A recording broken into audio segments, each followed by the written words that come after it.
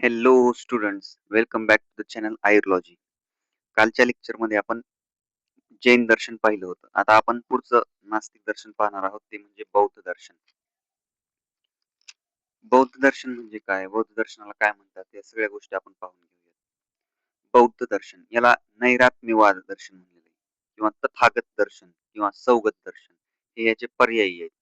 तथागत दर्शन म्हणजे काय, तर सत्य जाणणारा, सत्य मार्गाने चालणारा पुरुष जो आहे तर त्याला तथागत दर्शन म्हणतात. आणि म्हणून बौद्ध दर्शनाला तथागत दर्शन म्हणलेले आहे. बौद्ध दर्शनाने प्रत्यक्ष व अनुमान ही दोन प्रमाण स्वीकारलेले आहेत. तसेच चार द्रव्य, जीव, पद्गुल, आकाश व काल ही चार द्रव्ये स्वीकारलेली आहेत. बौद्धांबद्दल काही इंट्रोडक्शन आहे ते आपण पाहूयात. गौतम बुद्धांचा जन्म नेपाळमधील लुंबिनी येथे झाला होता. इसवी सन पूर्व 563 साली, वैशाखी पौर्णिमेस. त्यांचं जे कुळ आहे तर ते शाक्य कुळ आहे. बौद्धांचे जे पिता आहेत तर ते राजा शुद्धोधन, शाक्य गणराज्याचा राजा आहे. माता महामाया आहेत, त्यांनाच महादेवी म्हणतात. पत्नी यशोधरा, तसेच पुत्र राहुल. जेव्हा बौद्ध घर सोडून गेले होते तेव्हा त्यांचं वय जे होतं तर ते 29 वर्ष होतं. त्यामुळे तिथे 29 वर्ष लिहिले. बौद्ध हे ऍक्च्युअल मध्ये नाव नसून ही ज्ञानाची उपाधी आहे. असं म्हणलं जातं की बाबा जो बौद्धांना समजतो तो कधीच बुद्ध होऊ शकत नाही.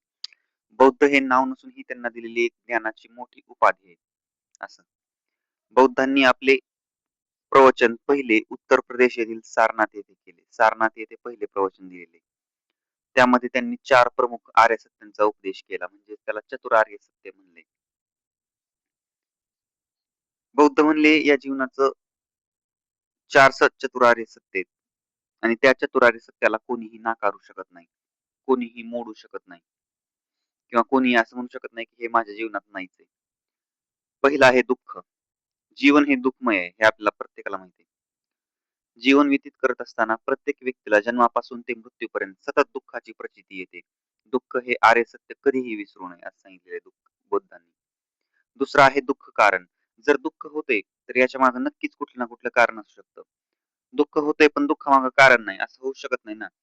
कुठल्या तरी कारणाशिवाय दुःख होणारच नाही. त्यामुळे दुःखामागे नक्कीच दुःखाचे कारण असणार आहे. बुद्ध सांगतात दुःखाचे जे कारण आहे तर ते अगदी मूळ कारण ही अविद्या आहे. दुःख कारण हे काय आकस्मिक नाही, ते काय असं चाललेलं नाही. दुःखाचे अगदी मूळ कारण हे अविद्या आहे, अज्ञान आहे.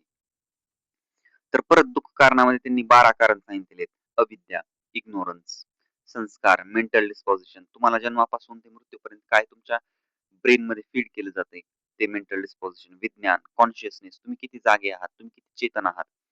नामरूप, माइंड बॉडी, षडायतन, 5 सेन्सेस प्लस एक माइंड, याच्यामुळे सुद्धा तुम्हाला दुःख उत्पन्न होऊ शकतं. स्पर्श, टच, वेदना, फिलिंग्स, तृष्णा, क्रेविंग, उपादान, भव, विल, जाती, बर्थ, जरा, मरण, डेथ, हे 12 दुःख कारण सांगितलेले आहेत बुद्धांनी. तिसरं चतुरार्य सत्य आहे दुःख निरोध. दुःख निरोध आपण कशाला म्हणणार? ज्या अर्थी दुःखाला कारण आहे त्या अर्थी त्या कारणाचा निरोध केल्यास दुःखाचा संपूर्ण नाश होऊ शकतो.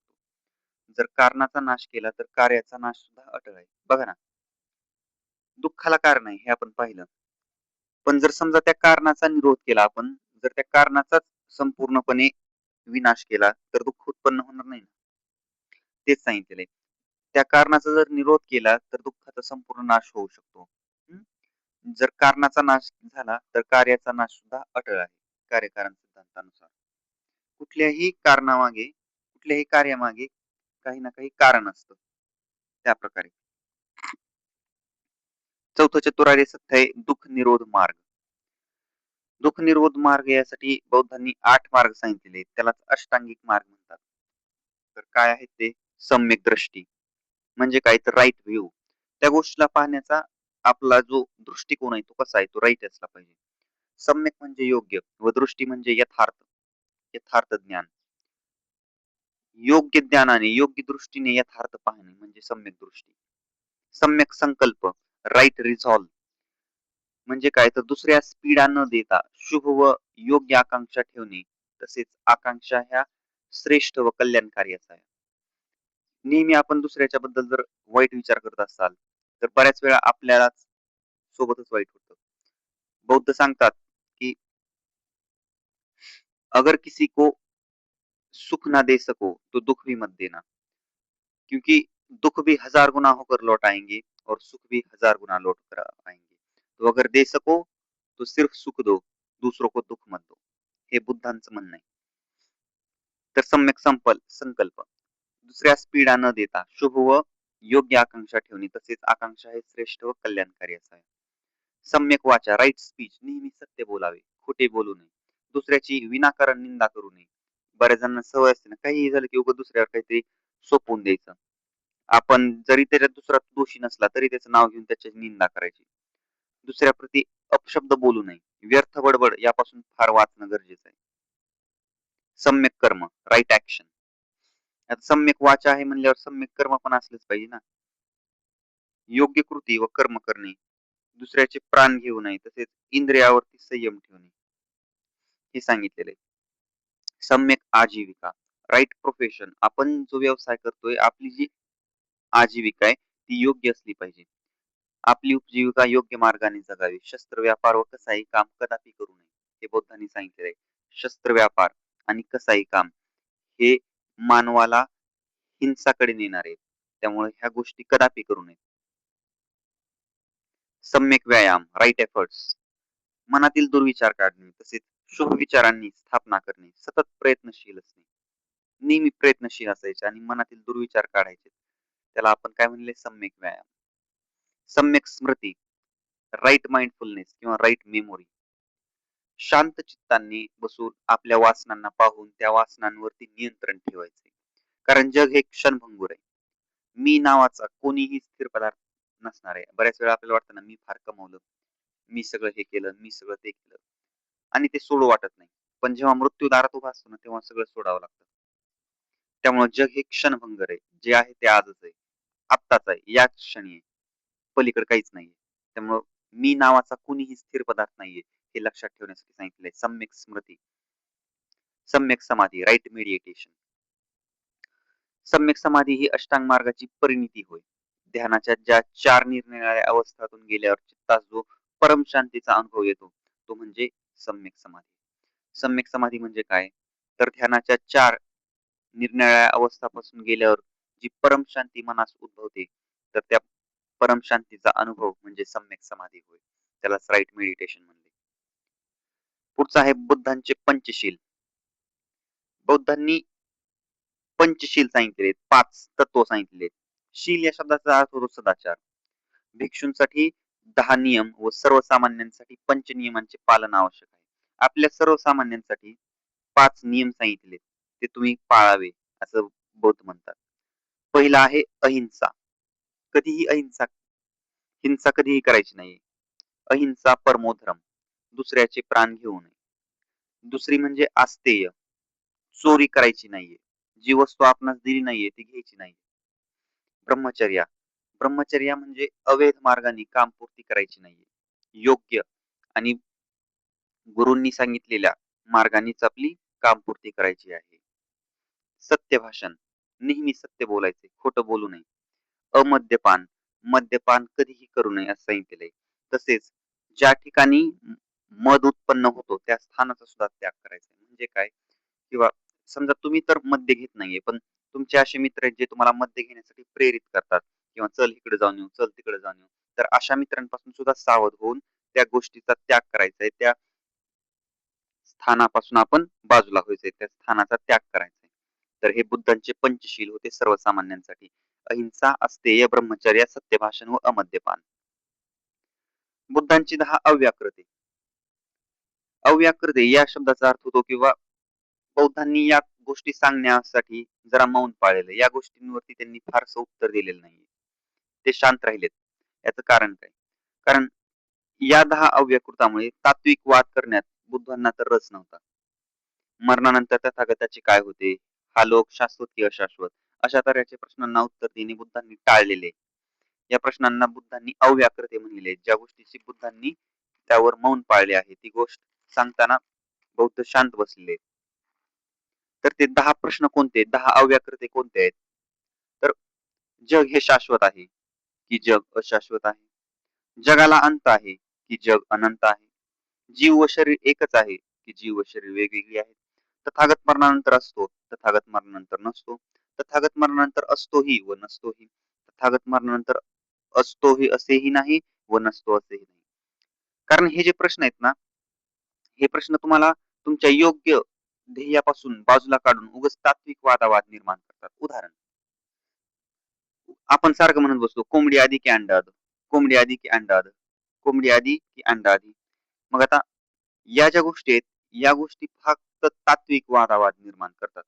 त्यामुळं या गोष्टींकडे लक्ष न देता आपला जो योग्य ध्येय आहे, आपलं जे परम ध्येय आहे, धर्म, अर्थ, काम, मोक्ष, त्याच्याकडे लक्ष न देता आपण या छोट्या गोष्टींमध्ये आपल्याला स्वतःला बांधून ठेवतो आणि याच प्रश्नांमध्ये आपण आपलं पूर्ण जीवन व्यतीत करतो. तर या प्रश्नांकडे लक्ष न देता त्यामुळे या गोष्टींवर बौद्धांनी मौन धारण केलेले आहे. या प्रश्नांची उत्तर दिलेली नाहीत, कारण हे उगाच तात्विक वादावाद निर्माण करतात म्हणून. मला सांगा, संतांनी आपल्याला आसमानाकडे बोट धरून हे सांगितलेलं आहे, की तुम्ही आसमानाकडे जावा. तुम्ही योग्य ती गोष्ट मिळवा. तुम्हाला सूर्य व्हायचंय. तुम्ही स्वतःला योग्य आणि प्रखर, तेजस्वी बनवा. पण जर आपण त्या बोटाला धरून बसलो, की अरे बापरे! बोटाला थोडंसं लागलंय. आता संत समाज सांगण्याचा काय प्रयत्न करतोय आणि आपण बघतोय काय? ही अशाच प्रकारची गोष्ट आहे. आपल्याला किती मोठी गोष्ट दिलेली आहे, पण आपण त्या छोट्या तात्काळ वाद निर्माण करणाऱ्या प्रश्नांमध्ये स्वतःला बांधून ठेवले. तसेच हे 10 अव्याकृत आहेत. बुद्धांचे मूळ वाङ्मय. बुद्धांच्या मूळ ग्रंथांना त्रिपिटक असे म्हणतात. जे बुद्धांचे मूळ ग्रंथ आहेत त्यांना त्रिपिटक असं म्हणलेलं आहे. त्रिपिटक म्हणजे काय? तर पिटक म्हणजे पेटी आणि त्रि म्हणजे 3. 3 पेट्यामध्ये बंदिस्त केलेले जे बौद्धांचं ज्ञान आहे त्याला त्रिपिटक असे म्हणतात. पहिलं आहे सुत्त पिटक. या ग्रंथामध्ये बुद्धांनी स्वतः केलेले उपदेश ग्रंथित आहेत. ते मुख्यतः नैतिक असून निरनिराळ्या कथांद्वारा सांगितलेले आहेत. सुत्त पिटकाचे सुद्धा 5 भाग आहेत. दीर्घ निकाय, मध्यम निकाय, संयुक्त निकाय, अंगुत्तर निकाय तसेच खुद्द निकाय. प्रत्येकाचे पुन्हा सुद्धा पोटविभाग आहेत आणि प्रसिद्ध धम्मपद हे खुद्द निकायचा एक पोटविभाग आहे. हे MCQ ला विचारलं जाऊ शकतं. एवढंच लक्षात ठेवा. कारण हे सुत्त पिटक हे काय बरंच आपल्याला डिटेलमध्ये नाहीये. जेवढं पुस्तकात दिलंय तेवढंच करणं गरजेचं आहे. तसं तर सगळी जी दर्शन आहेत ते आपल्याला फार डिटेलमध्ये शिकता येतात UPSCच्या लेव्हलला. पण तेवढं आपल्याला सिलेबसलाच नाहीये BAMS ला. विनय पिटक. विनय पिटक याचे सुद्धा 5 भाग असून त्यात भिक्षूने कसे आचरण करायचे आहे, त्याची दिनचर्या कशी असावी, भिक्षू संघाबाबतचे नियम व भिक्षू संघाचा इतिहास इत्यादी गोष्टी नमूद केले. अधिधम्म पिटक या ग्रंथामध्ये 7 प्रकरणे असून त्यात मुख्यतः तात्विक चर्चा आहे. तर पहिलं काय होतं? सुत्त पिटक, ज्याच्यामध्ये बौद्धांनी स्वतः केलेले उपदेश ग्रंथित आहेत. नैतिक जीवन कसे जगायचे ते सांगितलेले आहेत. परत सुत्त पिटकाचे 5 भाग आहेत. धम्मपद हे खुद्द निकायचा एक पोटविभाग आहे. विनय पिटक यामध्ये 5 भाग असून भिक्षूने कसे आचरायचे आहे, भिक्षूचा इतिहास काय आहे, भिक्षूची दिनचर्या कशी असावी याबाबत सांगितलेले आहे. आणि अधिधम्म पिटक यामध्ये ग्रंथामध्ये 7 प्रकरणे असून त्यात मुख्यतः तात्विक चर्चा आहे. बौद्धांचा शून्यवाद. यामध्ये विज्ञानाचे अस्तित्व सुद्धा मान्य केले नाही. सत्य म्हणजे जे कायम टिकून राहते, पण आपले कुठलेच ज्ञान टिकून राहत नाही, याला शून्यवाद म्हणलेले. सत्य म्हणजे काय? तर जी गोष्ट कायम त्रिकालबाधित सत्य आहे, जी कायम अटळ आहे, ती कधी संपू शकत नाही, ती कधी नष्ट होऊ शकत नाही, जे कायम टिकून राहत नाही, जे कायम टिकून राहते तेच तर सत्य आहे. पण आपले कुठलेच ज्ञान कायम टिकून राहत नाही. जेव्हा मृत्यू येणार आहे तेव्हा आपलं सर्व ज्ञान संपणार आहे. जेव्हा आत्मा शरीरापासून वेगळा होतोय तेव्हा या सगळ्या गोष्टी संपतायत, तिथेच थांबतायत, त्याला पूर्ण विराम द्यावा लागणार आहे. तर याच गोष्टीला बौद्धांनी शून्यवाद म्हणलेलं आहे. बौद्धांचा संघातवाद.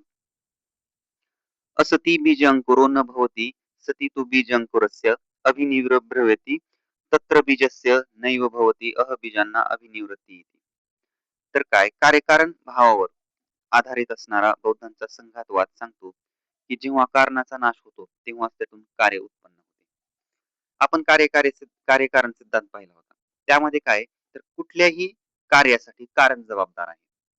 याला आपण उदाहरण दिलं होतं की झाड, एखादं बीज जमिनीत रोवल्यानंतर बीज हे कारण आहे. त्यानुसार त्यापासून तयार होणारं जे विशाल वृक्ष आहे तर ते कार्य आहे. एवढं मोठं विशाल कार्य उत्पन्न झालं, त्याला माग एक छोटस बीज, एक छोटस कारण जबाबदार होतं. तर हा तर होता कार्यकारण सिद्धांत. आता याच्यावर आधारित कसं म्हणले, याच्याच पुढे थोडं एक्सचेंज केलंय बघा बौद्धांनी. बौद्ध म्हणले, बीजातून अंकुर उत्पन्न होत असताना तेव्हाच बीजाचा नाश होतो. बीज फुटले तेव्हा टरफल बाजूला पडते आणि अंकुर बाहेर पडतो. म्हणजेच बीज कारणरूप द्रव्याच्या घटकांचा संयोग संघात नष्ट होतो, तेव्हाच एक नवा अंकुर भविष्यातील विशाल वृक्षाच्या निर्मितीस येतो. दोष वैषम्याचा नाश होऊन सुद्धा पुन्हा स्वास्थ्य मिळते. बघा, आपण कार्यकारण सिद्धांतानुसार हे तर पाहिलं की प्रत्येक कार्याला एक कारण जबाबदार आहे. बीज हे मोठ्या विशाल वृक्षाला जबाबदार आहे. पण एक गोष्ट लक्षात घ्या, जेव्हा ते विशाल वृक्ष एका अंकुरातून विशाल वृक्षाकडे परिवर्तित होणार आहे, त्या बीजापासून जेव्हा अंकुर फुटतो, ते बीज नष्टच होते ना. बीजाचं टर्फल बाजूला पडते आणि ते जे बीज आहे, त्याचं बीजचं जे आउटर कव्हरिंग आहे, ते टर्फल आहे, ते नष्ट झाले ना आता पूर्णपणे. जसा अंकुर जन्माला आला, जशी नवी गोष्ट जन्माला आली, तशी जी जुनी गोष्ट होती त्याचा पूर्णपणे नाश झालेला आहे. तर हेच तर सांगण्यात आले की जेव्हा कारणाचा नाश होतो तेव्हाच कार्य उत्पन्न होते. कारणाचा नाश झालेला आहे तेव्हाच कार्य उत्पन्न झालेलं आहे असं. तर बीजातून अंकुर उत्पन्न होतो तेव्हाच बीजाचा नाश होतो. बीज फुटले तेव्हाच टर्फल बाजूला पडते आणि अंकुर बाहेर पडतो. म्हणजे बीज कारणरूप द्रव्याच्या घटकांचा संयोग संघात नष्ट होतो, तेव्हाच एक नवा अंकुर भविष्यातील विशाल वृक्षाच्या निर्मितीस येतो. आणि ह्याच प्रकारे स्वास्थ्याबाबतचा दोष वैषम्याचा नाश झाला. आपल्याला माहित आहे, वायू पित्त कफश्चेती त्रयोदोषा समासत विकृता विकृता देहगंती ते वर्तयंतीच. जर दोषाची आपल्या शरीरामध्ये साम्य अवस्था आहे तर आपली अवस्था प्राकृत आहे. जर दोषा वैषम्याचा आपल्यामध्ये प्रकोप झाला किंवा त्या गोष्टी बिघडल्या तर आपलं स्वास्थ्य बिघडलेलं आहे. पण त्या दोष वैषम्याचा नाश झाला की परत आपल्याला स्वास्थ्य मिळतं. म्हणजे या गोष्टी चलत राहतात अशा. आता बौद्धांचा क्षणभंगुरवाद. क्षणभंगुर नावातच आहे क्षण, सगळी गोष्ट क्षण आहे, एका क्षणात संपून जाणार आहे, क्षणभंगुर आहे. त्यालाच म्हणलंय सर्व क्षणिकम क्षणिकम सर्वम अनित्यम. सर्व क्षणिक क्षणिकम सर्वम अनित्यम म्हणजे काय, सर्व गोष्टी ह्या क्षणिक आहेत आणि सर्वम अनित्यम, आणि कुठलीही गोष्ट नित्य नाही, ह्या सगळ्या गोष्टी अनित्य आहेत. जगातील प्रत्येक वस्तू ही परिवर्तनशील आहे, ती काही काळ टिकते व नष्ट होते. या क्षणभंगुरवादामध्ये तीन स्थिती आढळून येतात, एक उत्पत्ती, एक स्थिती व एक विनाश. हा क्षणाक्षणाला होत असतो. बघा ना, कुठलीही गोष्ट टिकून राहत नाहीये, प्रत्येक गोष्ट ही क्षणभंगुर आहे, क्षणात संपून जाते. मग पण त्याच्याही तीन स्टेज आहेत. पहिली गोष्ट उत्पत्ती, परत स्थिती आणि परत विनाश. उत्पत्ती झाली, त्याचा जन्म झालाय, ती काही काळ त्या स्थितीमध्ये राहणार आणि परत त्याचा विनाश होणार. तर याच्या पुढे एक्सप्लेनेशन बघा दिले. शीर्यते तत् शरीरम, शरीराचं उदाहरण घेऊन सांगितलेलं आहे. शरीराची सतत झीज होत असते, म्हणजे विनाश. पण अन्न घटकांनी परत ती झीज पुन्हा भरून काढावी लागते व शरीर भाव उत्पन्न होतात त्याच्यामध्ये, म्हणजे परत ही झाली उत्पत्ती. आणि ही जी स्थिती आहे ही काही काळ टिकून राहते आणि परत शरीराची झीज सुरू होते, म्हणजे परत विनाश होतो. म्हणजे विनाश, उत्पत्ती, स्थिती, या ज्या स्थिती आहेत या कायम बदलत राहतात, या कायम चलत राहतात. हे जे चक्र आहे हे असंच निरंतर सुरू असतं. यालाच बौद्धांनी क्षणभंगुरवाद म्हणलेले. क्षणभंगुरवाद म्हणजे काय, सर्व क्षणिक क्षणिकम सर्वम अनित्यम, ज्या गोष्टी क्षणिक आहे, एका क्षणासाठी आहे आणि अनित्य आहेत, या नित्य नाही आहेत गोष्टी, हे सांगितलेलं आहे या क्षणभंगुरवादामध्ये. शेवटचा वाद आहे स्वभाव परमवाद. जायंते हित वैषम्य द्विषभा देह धातव हेतु साम्यात समासदेशा स्वभाव परमवाद स्वभाव परमसोदा. काय म्हणलेत बौद्ध इथं, तर विषम दोष हे रोगाचे कारण असतात. उत्पन्न झालेले वैषम्य काही काळ टिकते, म्हणजे रोग उत्पन्न होतो, काही काळ पुन्हा धातू साम्यता प्रस्थापित होते. बघा, दोष आपल्या शरीरामध्ये रोग उत्पन्न होण्याचं कारण काय, दोष आहेत का, तर मुळीच नाही. विषम दोष, जर दोष प्राकृत अवस्थेत आहेत तर ते तर शरीराला जोडून ठेवणार आहेत, वर्तयंती करणार आहेत, ते शरीराचं हनन हंती थोडी करणार आहेत. दोष हे विषम असल्यावरच रोग उत्पन्न होतात. उत्पन्न झालेले वैषम्य काही काळ टिकते, म्हणजे रोग उत्पन्न होतो, काही काळानंतर पुन्हा धातू साम्यता प्रस्थापित होते. उदाहरणार्थ, धातूच्या उत्पत्तीत कारणाची अपेक्षा नसते, परंतु विनाशात, हे बघा, धातूंच्या उत्पत्तीत कारणाची अपेक्षा असते परंतु विनाशात नसते. दिवा प्रज्वलित ठेवण्यासाठी तेल, वात, अग्नीची आवश्यकता असते, परंतु दिवा विझवण्यासाठी कोणत्याही साधनाची आवश्यकता राहत नाही, कारण तेल व वात जळल्यानंतर दिवा आपोआप विझतो. काय सांगितलंय बघा इथं, धातू धातू उत्पन्न होत आहेत याला कारण असू शकते, बरोबर. परंतु धातूच्या विनाशात कारण नसते. त्याच प्रकारे यांनी प्रॅक्टिकल लाईफ मधलं उदाहरण दिलंय. दिवा जर आपल्याला प्रज्वलित ठेवायचा आहे, तर त्यासाठी आपल्याला तेल, वात, अग्नी या सगळ्यांची गरज आहे. या सगळ्यांना अग्नी, तेल त्यात टाकलं, वात लावली आपण दिव्यामध्ये आणि मग परत त्याला काडीपेटीनं पेटवलं, तर हा दिवा प्रज्वलित झाला. म्हणजे कार्य करण्यासाठी, उत्पत्तीसाठी तुम्हाला गोष्टींची आवश्यकता होती, पण त्याचा विनाश करण्यासाठी तुम्हाला कुठल्याही गोष्टीची आवश्यकता नाही. समजा त्यातलं जर तेल संपून गेलं, तर तेल आणि वात संपल्यानंतर तो दिवा आपोआप विझणार आहे. त्याला काय करायची गरज आहे का? तुम्हाला दिवा विझवायला जावं लागणार आहे का? नाही. तर हे असं सांगितलेलं आहे, स्वभाव परमार नॅचरली गोष्टी होत आहेत त्या स्वभाव परवार त्याप्रमाणे. त्याला काही करण्याची गरज नाही, त्याला कुणाचीही गरज नाहीये. त्या गोष्टी आपोआप उत्पन्न होती. उत्पन्नासाठी कारणाची गरज आहे, पण विनाशासाठी कुठल्याही कारणाची गरज नाहीये. हे बौद्धांचा स्वभाव परमार होता. एकदा क्विक रिव्हिजन पाहूयात आपण. बौद्ध दर्शन त्यालाच नैरात्यवाद तथागत हे बौद्धांचं इंट्रोडक्शन होतं. बौद्ध हे नाव नसून उपाधी. बौद्धांनी 4 चतुरार्य सत्य सांगितलेत. दुःख, दुःख कारण, दुःख कारणामध्ये परत 12 कारण सांगितलेत. दुःख निरोध आणि दुःख निरोध मार्ग, त्यालाच अष्टांगिक मार्ग म्हणलेला आहे. ओके. बुद्धांचे पंचशील आहेत, अहिंसा, अस्तेय, ब्रह्मचर्य, सत्यभाषण, अमद्यपान हे सर्वसामान्यांसाठी. बौद्धांची 10 अव्याकृत्या आहेत. हे बौद्धांचे मूळ वाङ्मय हे सुत्त पिटक, विनय पिटक आणि अधिधम्य पिटक 3 आहेत. त्याचे परत विभाग, पोटविभाग आहेत. बौद्धांचा शून्यवाद, या जगात कुठलेही ज्ञान शेवटपर्यंत टिकून राहत नाही, त्याला शून्य ज्ञान म्हणलेले. बौद्धांचा संघातवाद कार्यकारण भावावर आधारित आपण पाहिला होता. बौद्धांचा क्षणभंगुरवाद, सर्व क्षणिकम सर्वम अनित्यम, स्वभाव परवान, हे तर आत्ताच पाहिलं. ठीक आहे. तर पुढच्या लेक्चर मध्ये आपण पुढचं दर्शन पाहूयात.